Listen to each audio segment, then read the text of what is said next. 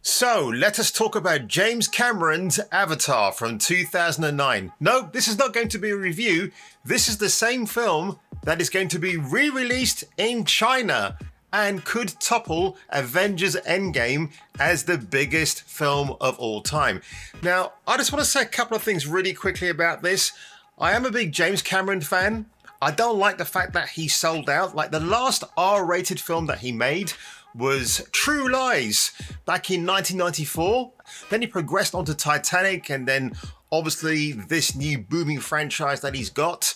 And yeah, and look, for the record as well, between Endgame and Infinity War is easily the better film out of the two, for sure, because Disney and Marvel took a chance to kill off some of their iconic superheroes. And I say kill off in inverted commas naturally, but Avatar is an interesting beast, I'll say that much. So going over to Deadline, Avatar China reissue leads local weekend pre-sales in turnabout could soon overtake Avengers Endgame's record global gross. The funny thing with the Endgame thing about getting to be the biggest movie of all time, it was a big ego trip for Kevin Feige and co. I get it, it's to please the investors, but really at the end of the day, when Avatar came out, it was just another film that was coming out by James Cameron, that is it. Now, long rumoured for a China re-release, James Cameron's Avatar suddenly popped onto the calendar this week. The erstwhile highest grossing film of all time worldwide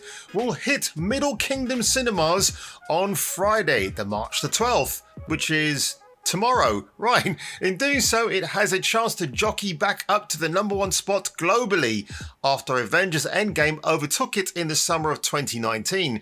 There is currently $7.8 million separating the two based on true upped numbers, including re-releases.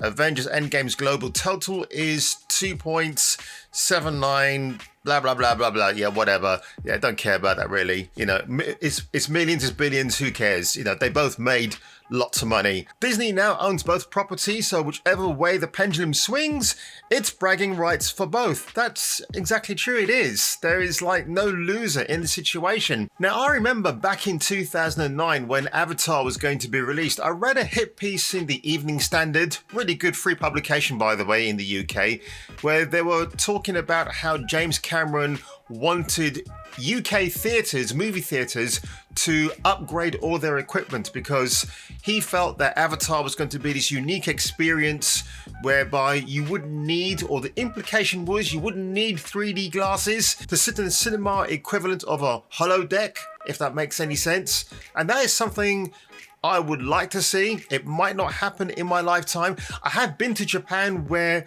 they have similar experiences going on, but I find with the 4K resolution inside a theatre and things around you that you could probably reach out and touch, the resolution isn't really high enough to have that truly immersive feel.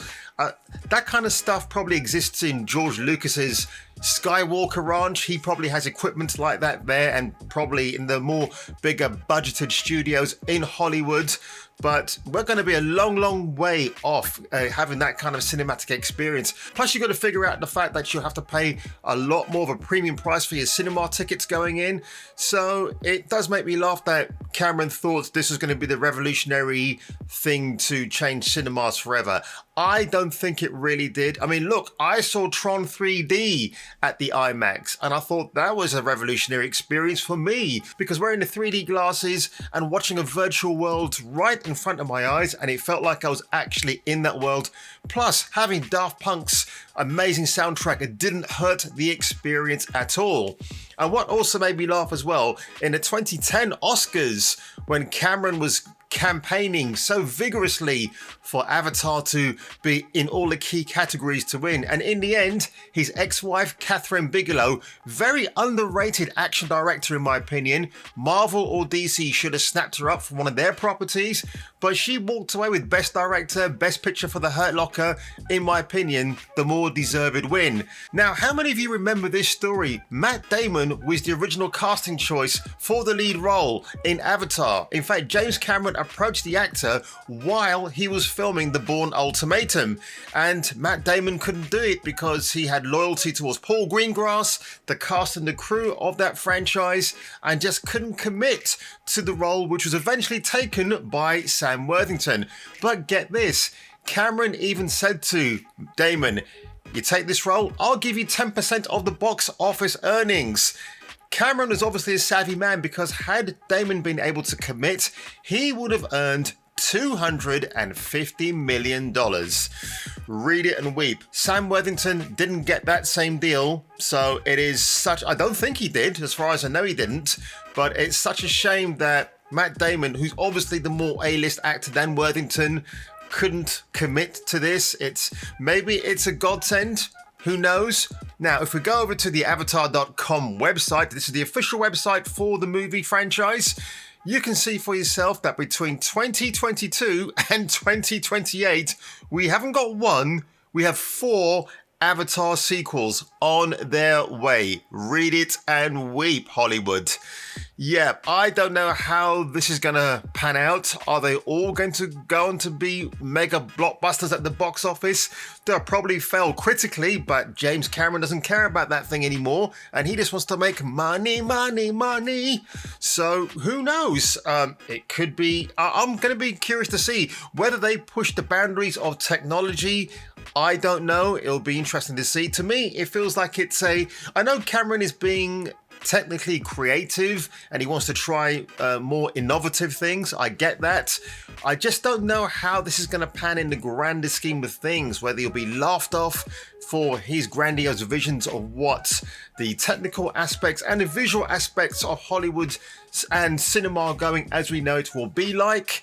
But, you know, I used to be a big JC fan. You know, Terminator 2, always one of the biggest moments, always one of the best cinematic moments in my life. Now, one thing I will say in James Cameron's defense about these Avatar sequels, he's an environmentalist, he's an activist, he wants to raise our awareness of how we are slowly destroying planet Earth. So if you watch anything like Simon Reeve's documentaries on BBC One, you will see in a particular episode how he talks about the polar ice caps are melting, and this is emitting carbon dioxide into the atmosphere. Not a good thing at all. And can you imagine, as human beings, if we migrate to the moon, colonize that planet, cause further world wars and disintegration, what do you think is going to happen? We never learn as a species. That's why we are so freaking dumb.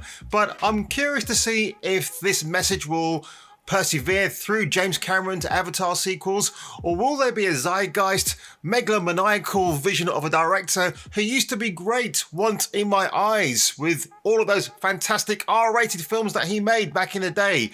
But let's just see what happens. It could be just an excuse for this theme park from Disney to be a massive thing. Do you agree with me? Do you think I'm turning into a megalomaniacal being myself? Leave your comments below and let me know.